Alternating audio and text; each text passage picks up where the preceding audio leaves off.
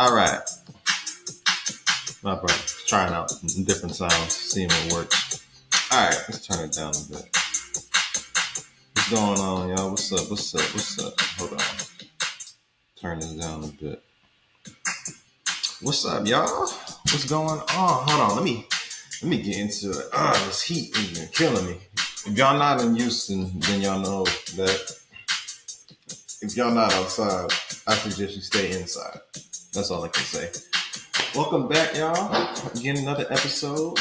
Hold on, let me plug my phone real quick. Give me a minute. My phone about to die. There we go. Make sure my phone doesn't die. All right, let's turn this down a bit. There we go. All right, welcome back, y'all. Another episode. We are at episode. I'm gonna butcher this. Which episode am I on? Is this 60? If I'm wrong, forgive me, but I'm going with 69. Let's say 69. Yeah, episode 69 of Dissect the Dialogue. Yes, let me turn this down a bit. There we go. All right. So, let's talk about current events now. Now, first, let me just start up by sending my condolences to the people of Maui with the fires. Another horrific turn of events. Like I said, sad that anything involved with the children is never a good sign. It's never great to hear about kids, losing their lives. So let's just acknowledge that for a minute. Also, another condolences to the workforce. I'll tell you why. Because, I mean, don't get me wrong. This whole thing with the AI thing was always going to be an issue at some point. People are going to be skeptical about it. It's going on with the strikes and everything. But what if I told you that that's not a problem with certain jobs, right? What if I told you, well, I'll break it down like this. Have you ever noticed that in certain fields that you say you have like a lot of qualifications, right? You have the experience, you have the education, you have all these different skill sets that you've worked hard to master and achieve. And then when you go into a certain company going for this position, you think you're in the clear. You think you're going to, get this job, get that promotion, et cetera, et cetera, et cetera. But then you notice someone with little to no experience all of a sudden gets the position that you are qualified for. And his or hers only, pretty much key to the door, per se, is the fact that they may be a cousin of the boss of the company, that they know they have an in-law that probably works there, that this, that, and the third related cousin, sisters, ex-husband's brother, ninth remove, whatever, was the janitor somehow, and then all of a sudden they get that promotion, right? I think that has always been a major problem, probably bigger than AI. And for those that don't know what it is, I'll break it down. That is what you call nepotism. Now it says nepotism is the practice among those whose with power or influence of favoring relatives, friends, or associates, especially by giving them jobs. Okay. Now to say nepotism comes from the Italian word nepotismo, based on the Latin root nepos, meaning nephew. So basically, nepotism already has something to do with some family connection to elevate in rooms. Now to say since Middle Ages in the late 17th century, some Catholic popes and bishops who've taken vows of chastity and therefore usually have no legitimate offsprings of their own, gave their nephews such positions of preference as were accorded by fathers to sons. They said several popes elevated nephews and other relatives to the cardinalate. Often such appointments were a means of continuing papal dynasty. For instance, Pope Calixtus III, head of the Borgia family, made two of his nephews cardinals. One of them, Rodrigo, later used his position as a cardinal as a stepping stone to the papacy, becoming Pope Alexander VI. Alexander then elevated Alessandro Farnese, his mistress' brother, to cardinal. Farnese would go on to become Pope Paul III. Paul III also engaged in nepotism, appointing, for instance, two nephews, one 14, one 16, as cardinals. The practice was finally limited when Pope Innocent the 12th, I was writing that wrong, issued the bull Romanum Decet Pontificum in 1692. The papal bull prohibited popes in all times from bestowing estates, offices, or revenues on any relative, with the exception that one qualified relative at most could become a cardinal. So basically, the whole concept of nepotism is basically empires, dynasties, different companies, when they want to keep that wealth into the family, they usually appoint people in that, bloodline per se. If they don't want to bring their sons or daughters, they'll probably do their sister's kids, or probably maybe their grandkids if they get to a certain age. And because of that, it kind of in a way it's somewhat of a contradict, because the way we were taught in school, right?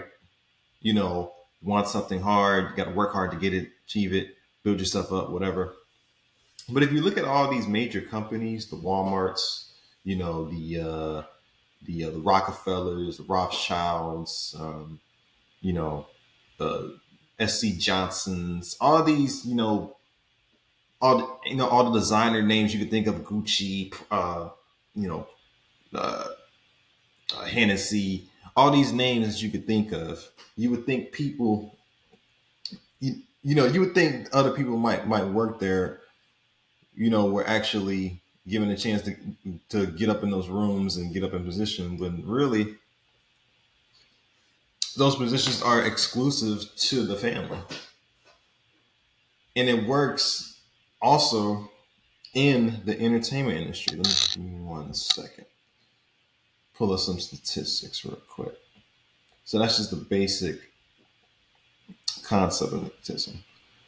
So let me see. Let me pull it right here. So it says a study was made in February 2023. They say that 53% of Americans said that nepotism is common in politics, right? Then they say tied for second is business and acting. Then they mentioned sports. Then they mentioned academia, school, education. Then they mentioned medicine. But politics was like the most common of them all. And then business and acting was like neck and neck for second. And then when you come to think about, again, someone that works in the entertainment industry, um, I've heard stories and I've seen like some of these, actors, these new up and coming actors and actresses that just swoop onto the scene out of nowhere. You don't really know what their life story is. Even if they don't even have a family to come from, like some, you can tell. And I think that's where the term Nepo babies come from. Basically, Nepo babies is kind of bringing on, the whole nepotism thing. Basically, children that were a product of nepotism. And I see that a lot in the acting Hollywood world, where you get these random people that just come out of nowhere, you know, not to say that not to say that they're not talented, but they just come out the scene already given opportunities. They didn't really have to really put in the, you know, they didn't really have to put in the effort, do the groundwork to get where they're at. They just pretty much had everything handed to them. So in a way, we were kind of sold a lie thinking that we have to work hard to get where we want it, when certain things like that is just handed to us. Now, is the main question of tonight is nepotism killing culture?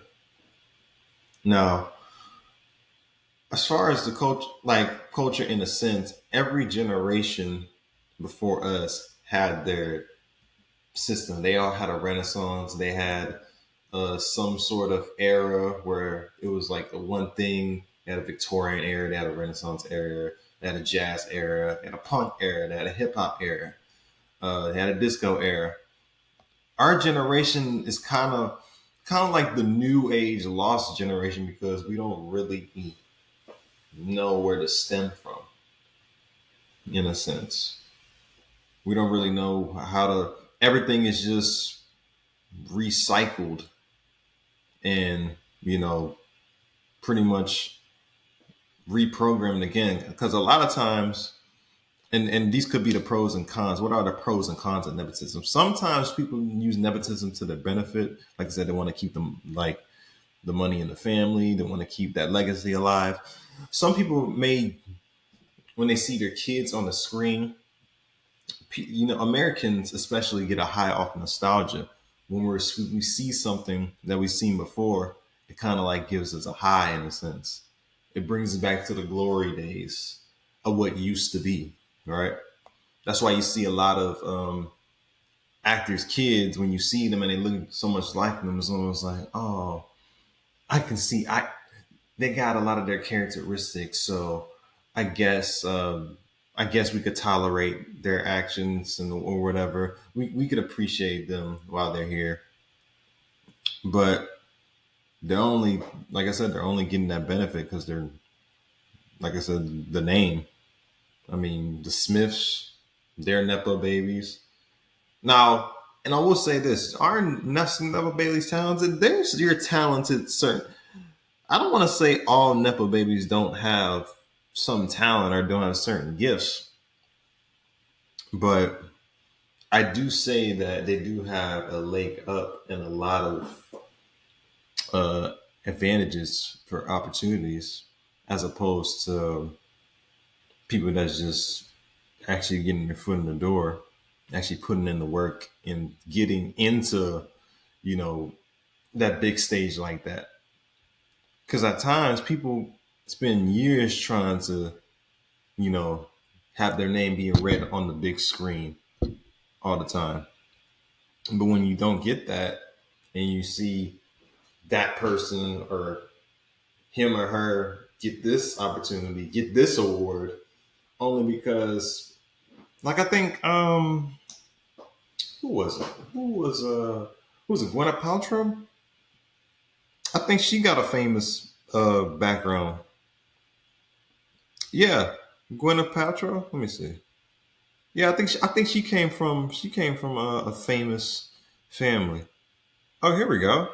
Yeah, let's see. Her parents are. See what I mean? Gwyneth Paltrow. Yeah, she was Pepper Potts and Iron Man. You know, won an Oscar or whatever. She actually, I forget. I gotta read the nominees, but she didn't deserve that. I'm sorry, she didn't deserve it. But someone like Gwyneth Paltrow, her dad was a director, while her mom was actually a known actress, Blythe Danner. And then you got, of course, you got Maya Hawke, Ethan Hawke, Uma Thurman, both actresses, actors and actresses. Old girl from the Idol, Lily, obviously Johnny Depp, father. Of course, the Smiths, Dakota Johnson, two famous actor parents, and also a grandmother that was a well known. So it's like, in that world, you can't. It's hard for you to get a leg up in there because the game's already rigged for you. Now, as far as politics goes, we already knew that it was rigged from the beginning. There's a theory that every president, in some ways, related to one another. That's why you know they always elect that certain person. They're connected to them in some sort of way. That they all have like one key relative that you know. That's a theory though. That's a theory though. But they mentioned that. Yeah, politics. Yeah, and I think they mentioned business too. Business was right next to acting. Um, it's a TV show, but I mean, for those that watch Succession, one of my favorite shows ever, that was an example of nepotism, or it was like attempted nepotism, but still realms in the way of nepotism because you got a person like Logan Roy who was based on Rupert Murdoch who actually built his way up of becoming self-made, had kids that ended up wanting to get a piece of the pie that didn't you know, even get to earn a crumb from, but they wanted, everything from their dad. They wanted to take everything, every crumb, every, you know, trimming of the pie that he made, the empire that he made. But somehow they still had some position, they still had some money, they still had some sort of opportunity. There was still ahead of certain people that had to live like, in a way, kind of like honest day's work. A lot of these people never had to work an honest day of work. They don't know what it's like to, you know, work, literally half a day, 12-hour shifts a week, every 5 day, 12-hour shifts. They didn't have to go, they never had to go through something like that. But yet they're reaping the benefits off those individuals' work. So in a way, that also could be the con with certain nepotism because we're making the rich richer. That's what it is. We're making the rich richer because it's like frequency, right? Time and energy. We're giving them our energy, time, money, all that, and we're getting nothing in return but 401k plans and paychecks is fine, but you know then bills come, so it's almost like I'm working to live in a sense. I can't even enjoy my day at this time. And I think school in a way too has something to do with that too.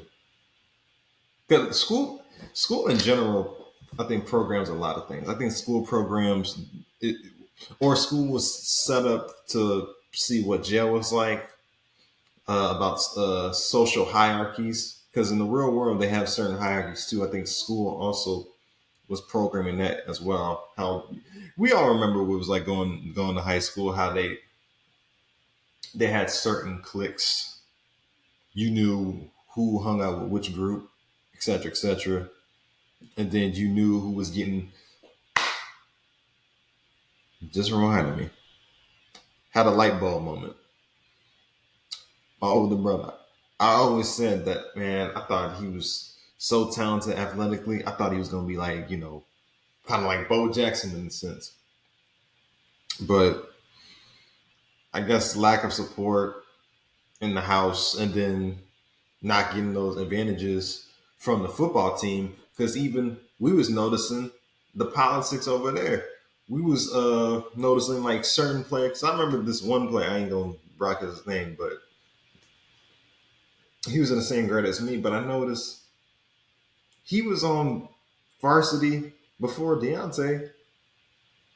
That's my brother's name. Deontay, by the way. Uh, he was on varsity before him, but first of all, he was slow. That's number one. Second of all, he had no humility, no discipline. You know, thought that he was supposed to get everything. And I mean, I guess you could say he showed up to practice. So yeah, and so I was telling D, I was like, yeah, I was noticing that too. And then for me, I was noticing that when I was trying to get into plays, that there was some politics going on too. parents already knew the director and things of that nature. And I was noticing that, and I could tell by how shitty the plays were. And I could tell that those people that were in the plays aren't really doing it no more. But I noticed that, yeah, I like it's just the politics that goes on. They're just getting, you know, those opportunities because of who they know. And I'm not saying there's nothing wrong with who you know. Sometimes you can use that to your benefit. Yeah, maybe by association, you can gain like you can get into certain rooms based on who you know. I don't think there's a problem with that. 'Cause I think it can kind of help in certain ways. But if you're just doing it just to get ahead and just to just walk over people just because you have a blackness in your heart and you just want to run over people, that's the wrong way to go about it. 'Cause I see a lot of people practicing this as a way of not letting people. And I'm going back to the Hollywood world and all that acting. Not to say that, but you get my point. I think certain people do that just to people like me that actually, you know, on the stage, actually learned techniques, learned Meisner techniques, learned Stanislavski techniques, read Shakespeare, did the groundwork, knows how to master emotions. Don't just yell and call it acting, or don't just say a few lines and say you wrote something, or don't just tell a person to do this and that and then call it directing. Same way you shouldn't go in business and say, "Oh, I want this to change. I want all y'all to get together," and then say it was all you that did it. That's a wrong way to look at it. And you don't get nothing in return for that, but you know, just a bad rep. You don't get nothing in return treating people like crap. Or maybe you do. Who knows? Maybe I need to start practicing it. Yeah. When I have kids, maybe I need to bring in some rules. Maybe I need to. Matter of fact, I should probably contact my mom, see if I can get a job and wherever she's at. But um, other than that, I think what nepotism has done for generations to come is make it seem as if the honest day of work mentality is depleting. Now, when I say honest day of work, I don't mean actually putting in the effort. I'm not saying these people don't do anything per se. I just think they get credit for stuff they didn't even, get the green flag on. Or I don't think they really know what it's like to have a moment of rejection. Someone tell you no. I don't think they never had that. Or if they did, they didn't know how to handle it. Then they spiraled out of control, and all of a sudden they're dealing with some mental illness, and they want everybody to see them going through a breakdown. Like pity party stuff. Not like none of them ever went through no real stuff. It's all smoke and mirrors, to be honest. But I know that with how it's being used in different fields, I think it kind of ruins the hunger and the drive that people before us had. That what was I thought was promoted and was the right thing to do. It's almost like kind of makes you a lot of things. Like it kind of makes you not believe in working hard to achieve your goals. That you just have to skate through life and go by the skin of your teeth based on that guy you bumped into 3 years ago, or having to kiss ass just because you want this position or that role. But hey, I'm just a fly on the wall, sipping my tea. I used the wrong analogy, but you get my point. You get my point. But speaking of that, well, I'm gonna keep telling y'all, but y'all should know by now. Y'all should know by now that mistake. Yes, it's official. Uh, my contract should be coming soon, but also, I'm working to get my behavior technician license as well. Yep, yep. Yeah, basically, I just had a brain fart. But yeah, basically, I'm getting into this program where I'm basically taking care of and teaching, kids with autism. So that starts in a few. I think they said they were going to reach back to me, but I'm working on that currently right now to see what they say. But so yeah, I'm really doing a lot right now. I'm really doing a lot right now. I've been told that I'm a busybody. I think so. I think I'm a busybody. But that's what I mean. The people that we looked up to, Da Vinci, Michelangelo, um, what was it, Galileo, those individuals, every man, they wanted to just explore the world. They believe that a man has no limitations as long as they put their mind to whatever they're doing. Da Vinci had no limitation. Michelangelo had no limitations. These are just guys that just want to see how the world worked. And I don't think our generation wants to do that. I don't think we want to push that. I think we just want an easy fix in a sense. Attention is the currency. We rather look at this like this is like our Bible almost. And I'm not into all that, but you see where I'm going with it. But a lot of I'm not gonna say soulless. I'm gonna say um, spirit, spiritless, spiteful individuals roaming around. You know, don't really appreciate having to know what it's like to actually break a sweat, put in the hustle to get where they're at.